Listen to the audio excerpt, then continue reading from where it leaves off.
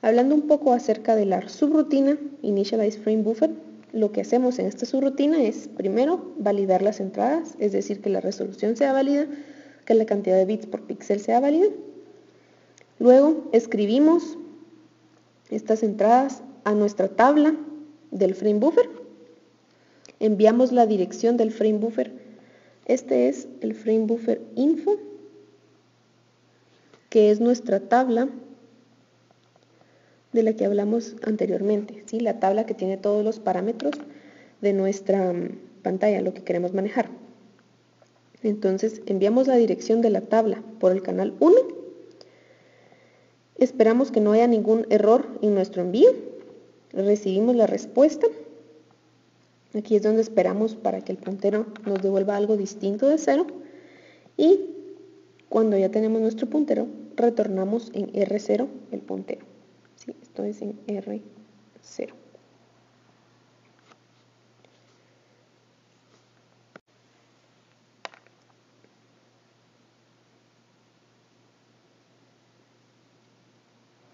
Ahora entonces vamos a revisar un poco el código del framebuffer.s, que es el archivo donde está la tabla de datos con la información de nuestro frame buffer y la subrutina esta de inicializar el frame buffer. También vamos a ver el main.s de la lección screen01,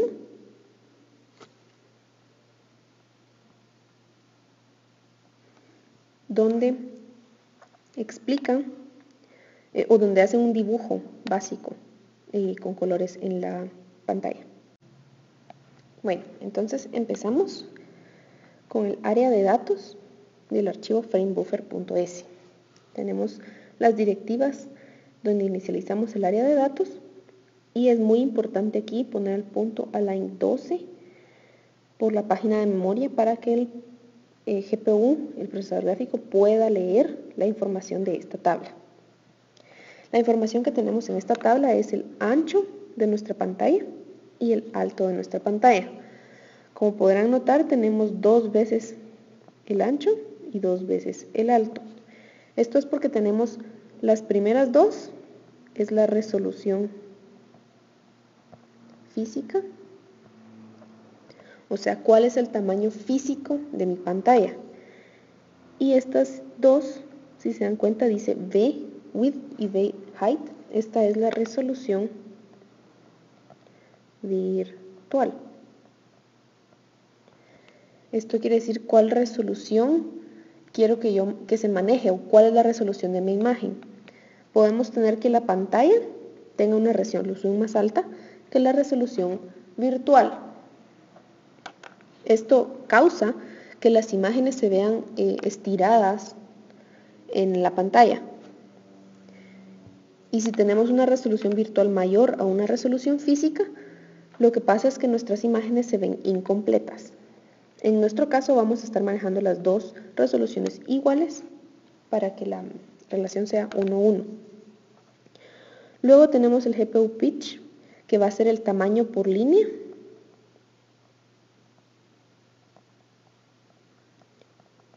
De nuestra matriz de la pantalla. Y luego tenemos el bit depth, que es el tamaño de la paleta de colores. Vamos a usar high color, entonces son 16 bits. Luego tenemos la posición XY de nuestra pantalla, esa la inicializamos con el 00. Luego tenemos el importantísimo puntero del frame buffer y el último dato es el tamaño de nuestro frame buffer. ¿Sí? Entonces estas dos se refieren al frame buffer, al puntero y al tamaño total. Y luego empezamos con el código. Framebuffer.s contiene una subrutina en el área de código que es la de inicialización del frame buffer. ¿Qué es lo que hacemos en esta subrutina? Inicializamos validando nuestros datos, ¿sí? El primer paso es tomar el ancho y el alto que recibimos como parámetros en R0 y en R1, el bit depth, o sea la cantidad de bits por píxel en R2 y compararlas. Actualmente la mayor resolución que podemos tener es de 4096, entonces comparamos que no sea mayor que esa. Y en el bit depth lo más que podemos tener es 32. Entonces comparamos que todo esto sea menor que, y si es alguna de estas mayor a los valores estos, a los parámetros que tenemos, regresamos, o sea, salimos de la subrutina, ya no nos comunicamos con el GPU. Si nuestros datos son en un rango válido, como los que nosotros estamos utilizando, entonces seguimos en nuestro código y lo que queremos hacer es almacenar los datos recibidos como parámetro en la estructura, en nuestra tablita del frame buffer info. Esto lo hacemos primero tomando la dirección de la tabla, almacenándola en un registro y luego haciendo un store, ¿sí? O sea, almacenando el ancho y el alto en las primeras localidades. El ancho y el alto, recuérdense que lo tenemos que almacenar 2 veces. Entonces aquí está, la primera es en la primera localidad, 0, en la segunda localidad más 4, tercera más 8 y en la cuarta más 12. Y luego almacenamos la cantidad de bits por píxel en la localidad más 20. Continuando con nuestro código, ahora enviamos la información del frame buffer info, o sea, de nuestra tabla, al procesador gráfico, utilizando la subrutina mailbox write que explicamos en el video del screen parte 1A, o sea, el video anterior. Cuando lo escribimos, luego lo queremos leer, esperamos a que, o sea, aquí en la lectura es donde esperamos a que el GPU reciba nuestra información y nos responda con el puntero del GPU. Ok, entonces continuando con la ejecución de nuestro código, tenemos que revisar que la comunicación con el GPU haya sido exitosa. En este caso, el resultado de la comunicación debe ser 0. Si el resultado de la comunicación no es 0, ocurrió algún error y por lo tanto devolvemos 0 al usuario. Si nuestro resultado no fue igual a 0, quiere decir que no hubo ningún error y entonces la comunicación fue exitosa y debemos devolver en R0 la dirección del frame buffer. ¿Sí? Entonces aquí tomamos nuestro resultado y devolvemos la dirección de nuestra tabla con información del frame buffer.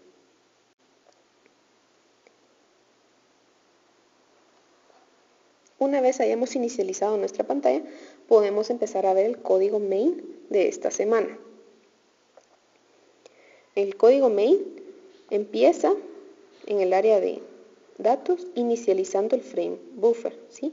Como ya les hemos comentado anteriormente, empezamos con una resolución de 1024 por 768 y 16 bits por píxel. Como estamos inicializando la pantalla, nos interesa tener un puntero del frame buffer válido. Si no tenemos un puntero del frame buffer válido, no podemos continuar. Entonces, nuestro puntero sabemos que tiene que ser distinto de 0. Si es distinto de 0, no hay ningún error y podemos continuar. Ahora, si nuestro puntero es igual a 0, vamos a encender el LED OK como una señal de error para que el usuario sepa que hay un error. Si no tuvimos ningún error al inicializar el frame buffer, entonces vamos a empezar a prepararnos para dibujar en pantalla. Lo primero que necesitamos es la dirección de la tabla con la información del frame buffer, ¿sí? Eso es lo que tenemos en R0 y lo vamos a almacenar en este registro.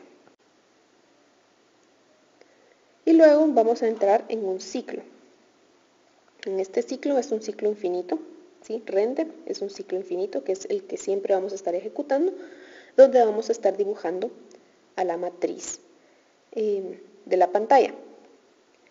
Lo primero que tenemos que hacer es cargar la dirección del puntero, ¿sí? Entonces aquí en este registro tenemos la dirección de la tabla con toda la información y en la localidad de esta tabla en la localidad de memoria 32 es donde tenemos el puntero del frame buffer, ¿sí? Entonces aquí cargamos el puntero del frame buffer, que es justo lo que indicamos en esta línea de acá.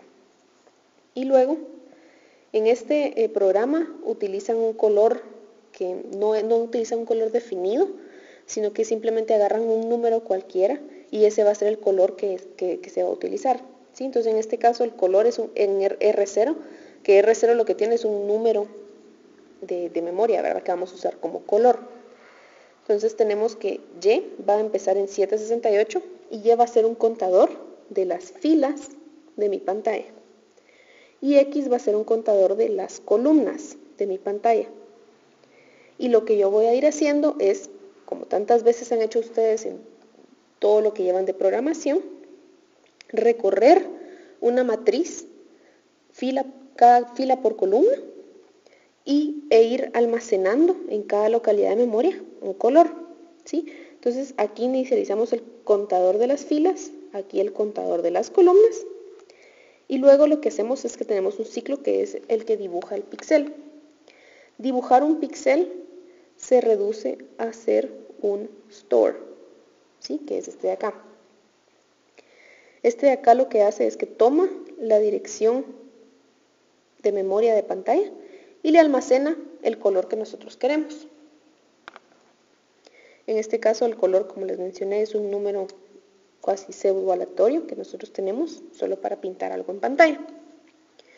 Algo muy importante en esta instrucción es que ustedes noten que es un store H. Usamos un store H porque queremos almacenar 16 bits. ¿Sí? Recuérdense que estamos usando 16 bits por color, entonces tengo que agregarle la H para que solo se almacenen 16 bits. La H significa half word. Entonces yo solo tengo que almacenar 16 bits, por eso tengo que colocarle el store con la H. Luego de haberle almacenado el color, aumento mi frame buffer, ¿sí? Esta suma siempre tiene que ir de 2 en 2. Recordemos que la memoria del Raspberry va de byte en byte, entonces si yo le sumo 1, solo le sumé un byte. Como estamos usando 16 bits por color, tengo que sumarle 2 siempre para pasarme al siguiente píxel. Y luego en esta parte del código le resto a mi contador de columnas y comparo con 0. Si ya terminé con esa línea, entonces salgo de este ciclo y cambio a la siguiente línea y así sucesivamente, ¿sí? Entonces es simplemente un ciclo, son dos ciclos de hecho, que lo que hacen es recorrer toda la matriz e ir almacenando en cada localidad de memoria un color distinto.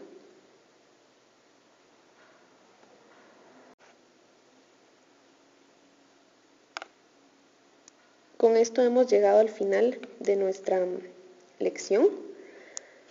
Les recomendamos que consulten la lección Screen 01 de Cambridge, donde está nuevamente el código explicado con todo lo que trata con la comunicación con la pantalla.